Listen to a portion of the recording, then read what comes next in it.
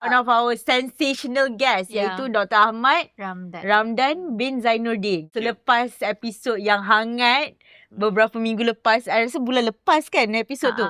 Doktor, so kali ni kita basically we still gonna talk in the realm of like sexual health, tapi more general lah. More general sexual health punya condition and stuff like that. Okay. Doktor, bila kita cakap fungsi seksual makin berundum tu, ini across all gender lah kan? Perempuan juga, obesity also memain peranan juga. Betul, exactly.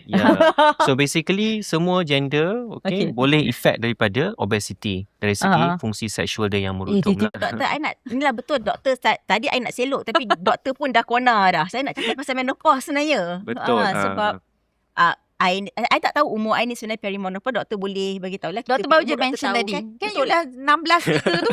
Peri lah tu. Perimenopause.